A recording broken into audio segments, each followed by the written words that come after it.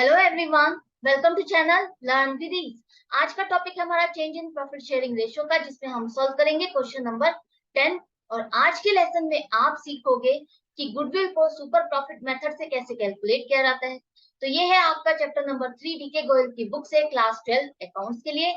तो क्वेश्चन में दिए गए हैं पिछले 4 साल के प्रॉफिट। यहाँ पर इन्वेस्टमेंट कितनी की गई है फर्म में वो भी बताई गई है, 5 लाख रुपए। अगर आप मार्केट में इस इन्वेस्टमेंट पर रिटर्न देखते हो तो वो दी गई है 15% पर एनम। आपको निकालनी है गुडविल किस तरह से, देखो।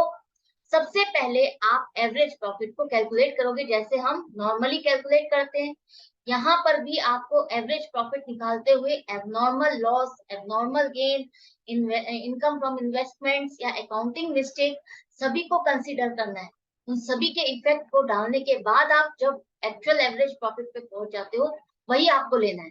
तो यहाँ पर आपके जितने भी एडजस्टेड प्रॉफिट्स हैं उनको करने के बाद आप निकाल लोगे एवरेज प्रॉफिट। तो हमारा यहाँ पर एबनॉर्मल लॉस, एबनॉर्मल गेन से रिलेटेड कोई भी इंफॉर्मेशन नहीं है, सीधा प्रॉफिट दिए गए हैं तो हम उन्हीं प्रॉफिट को लेंगे।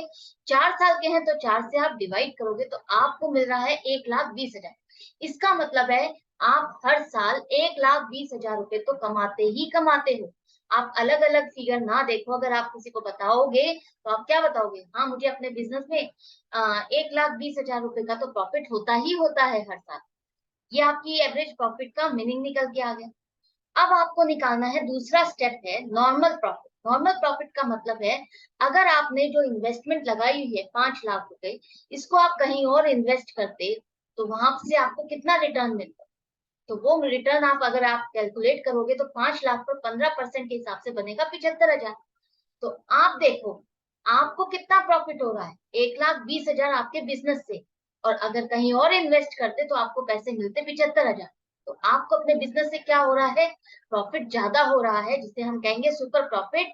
एवरेज प्रॉफिट में से नॉर्मल प्रॉफिट को लेस कर दो तो आपके पास आ जाएगा 45,000। ये है आपका सुपर प्रॉफिट।